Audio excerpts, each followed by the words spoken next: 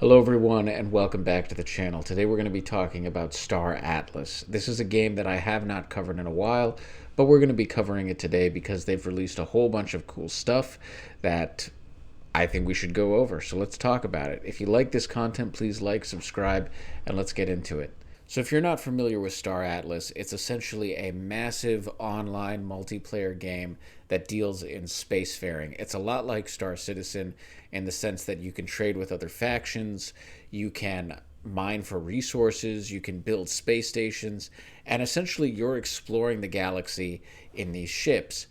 This is their website if you want to take a look at it, and I do think that the graphics on their website are really, really cool. Let me just reload it so you can see. So I'm not sure why, but for some reason my WebGL, it was doing this a few minutes ago, but it's not really loading on my computer right now. But they have this amazing graphic that you can check out.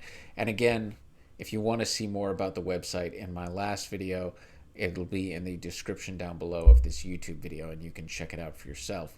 But essentially, let me just get into a little bit about this game. So there's three factions. There's the Mud, which is kind of like the human faction, you know, just your all-around human territories. We have the Oni, which is kind of like your scientific alien philosopher faction. You know, they're very smart, very Vulcan-like. And then you have the Ooster faction, which is, I think, kind of more along the lines of military and defense. This is the faction that I'm currently a part of. And we'll get into the mini-games later and what that looks like. But yeah, you can see right now the faction that's doing the best in total asset value is the Mud faction, and you also can see their top players and, you know, their top asset value and so on and so forth. Now, this is the Star Atlas app, by the way, and you access this just by going to the website, and you could just press play now, and then you're in the app. And once you're in the app, you have to make sure you're set up with Solana, which is the correct network for this game. Star Atlas runs on the Solana network, so you need to have a Solana-based wallet. I have the Phantom wallet, and again, the Phantom wallet is super easy to set up. I have a video on that, which I will attach in the link below as well if you wanna set that up as well. Now, in addition to these factions, you should also know that there's organizations. That's coming soon. And again, for the leaderboard, we also have players, so we can see the top players in terms of their total asset value. I'm sure that this will be expanded beyond assets at some point to, you know, maybe like top miners or top industry people, or, you know, we'll be able to see that. But for right now, we just see the top players in terms of asset value. And as you can see, yeah, a lot of them are in the Mud faction, but we have some people in Omi and Ooster as well. So it's not very, you know, the faction is not gonna, it's not so deterministic that, you know, you have to, in order to be on the top, you have to be in the Mud faction. Again, this is mostly based off of assets right now.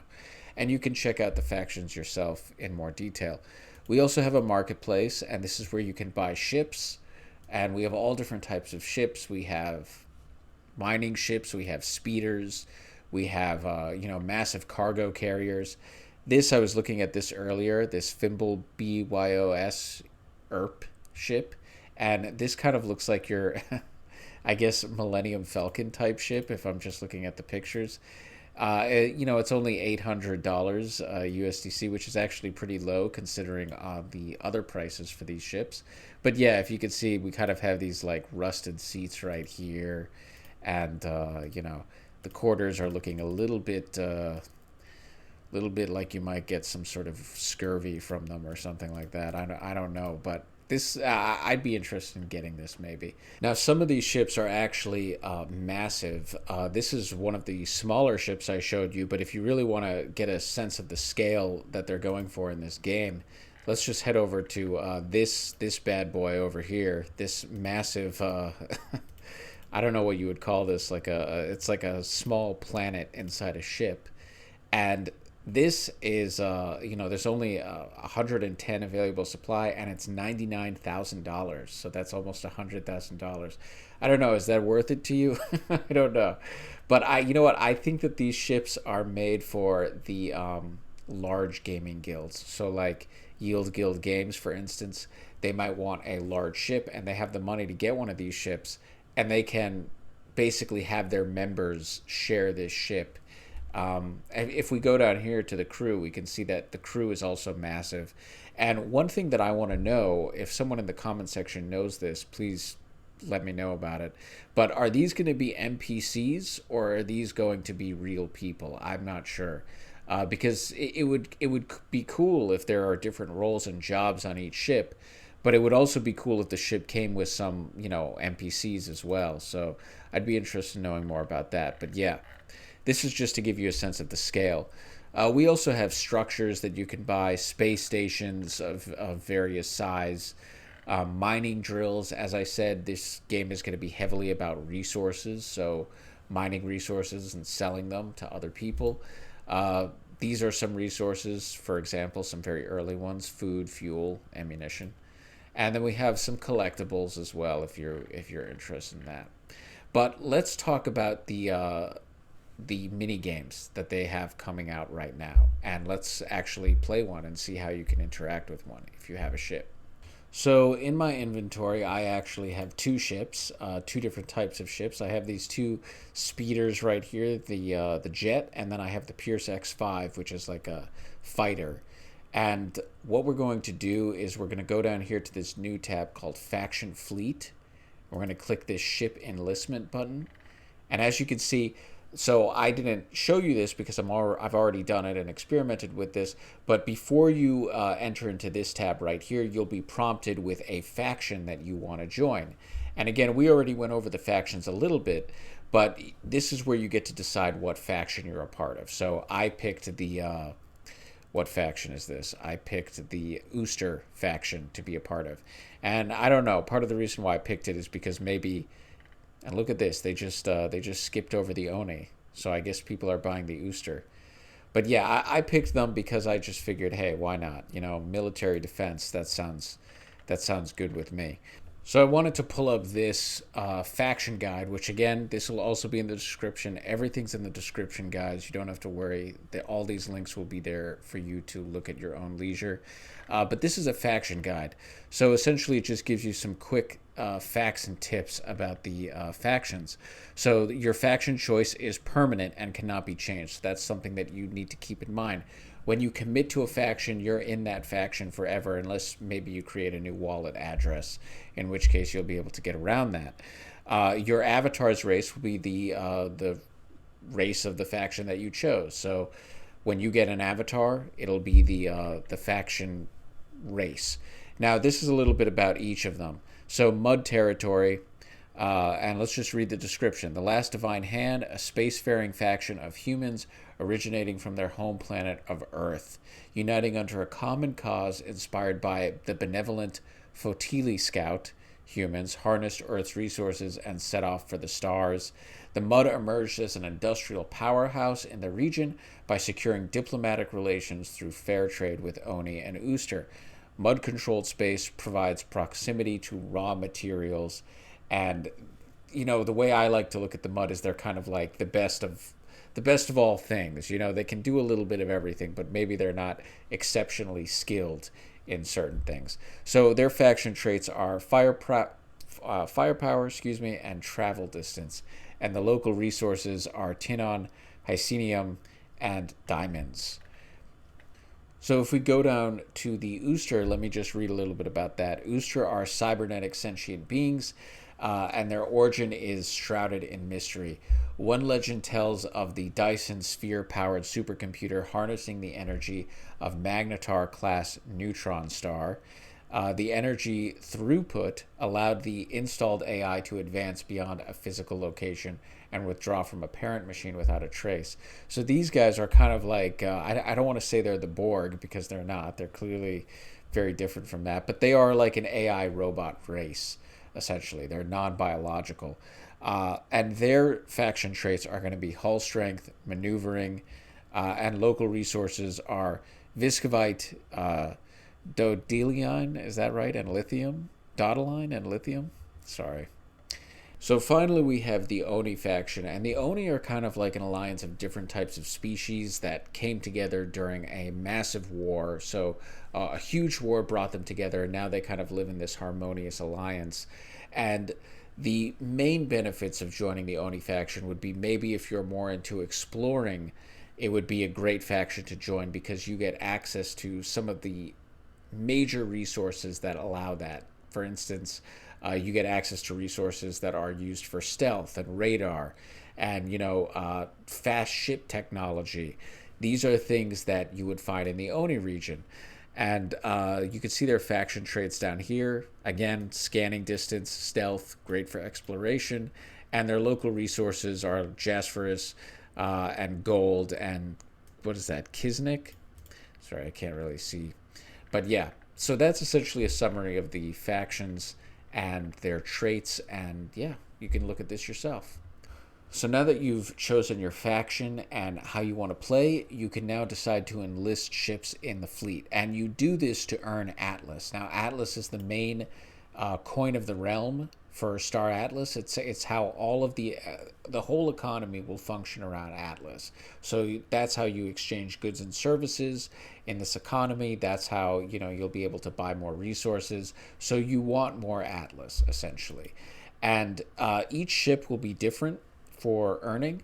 So the Opal Jet, for instance, is not very optimal for earning Atlas, and that's because if you see right here, it's resource efficiency. It's very poor on fuel and very poor on repairs and not even that good on ammo. However, the Pierce X5 is slightly better. We have, decent fuel efficiency, decent ammo, decent repair efficiency, and you can kind of get more details if you click on the ship and you look at it. So you can see like how much resources it's going to take and how long until it depletes. The one thing you'll have to know when you're sending your ships out to earn Atlas is that there is a depletion time where you will have to restock on these fuels, which are NFTs that you buy from the marketplace. You also have the estimated rewards that you earn a day. So with these Opal Jets, I can earn 2 Atlas a day, and with these I can earn, I believe, 6. Now, for these different fuel sources, we just go over to the marketplace, we go to resources, and you can buy them right from the market. And, if you see right here, this is how you trade it. So we have all these different prices. These are the most recent orders that have come in. And you can kind of play around with that. But you're going to need these resources to basically make sure your faction or make sure your ships keep earning. So let's experiment with enlisting one of these ships, and I'm going to work with the Pierce X5 because it's much more efficient than the Opal Jet. And so we're just going to enlist this ship. I'm going to enlist the fleet, but I need more soul in order to do that. So again, keep in mind, always have soul in your wallet. Right now, my Solana wallet is pretty much empty. A lot of my assets are being staked. So what I'm going to do is hop on over to Coinbase, and I have some soul in my Coinbase account, and I'm just going to send that soul over to my Phantom wallet. And Coinbase allows for this to happen. You're able to send Solana to a Solana wallet through Coinbase, and so I'm just going to do that. Okay, so now I have my Solana. It was super fast. There was almost no transaction time, which is the great thing about the Solana network. And now we're going to enlist a ship and see what happens. So let's see. I only have one ship to enlist. As you can see, I earn 6.25 a day. And let's just do this. Let's just enlist the fleet. And we'll press approve. So now we are in the fleet and we are already earning Atlas, as you can see. And this will be the daily reward, so I expect that. But yeah, this is essentially all you have to do, and it just automatically earns. Now, I'm noticing here that we're a little bit low on this asset, on ammo. So what I'm going to do is I'm going to get more ammo. I'm actually going to resupply our ammo. But I don't have any ammo in my inventory, so I'm actually going to make a purchase for this. So what I'm going to do is I'm going to head up to the marketplace, and I'm going to go to ammo right here. And we're going to buy it, and it costs Atlas. Now again, I'd have no Atlas in my inventory, so I have to buy Atlas as well. So let's go through that process. So first thing I'm going to do is go to CoinMarketCap, go to Atlas, and we're going to see what markets it's available at. And I'm going to see if there's any good decentralized exchanges that I can get this on. And I'm noticing that we can get it on Radium for USD. So let's go to Radium. We're already logged in, and I can easily take advantage of this feature on my Sol wallet and just exchange my Solana for USD, which seems to be the token. Or maybe actually, let me just do this. Let me just see if I can get this for, let's go to Atlas. Yeah, I think I can actually just exchange my, if you're willing to pay the fee, you can just exchange your Sol for Atlas. So it doesn't need to be in USD. And then you can swap between the two. Okay, so skipped ahead a little bit, and yeah, it's all set up and ready to go. I'm just going to press this accept, and I'm going to swap it just so we have that. And I'll come back to this a little later. All right, so now I am all set up and ready to go. I have my Sol, I have my Star Atlas, and again, we really don't need that much because the price of these NFTs, as you are about to see, is so minor, it doesn't even matter. So we're actually going to just go ham, and we're going to buy a whole bunch of, we're going to buy about maybe 8,000 ammo and see if we can afford that. All right, and now you see I have my 8,000 ammo in my inventory, and the only thing I have to do is just claim it like that. This is just what you have to do. You just claim your assets. I'm also going to claim my Atlas because I have Atlas.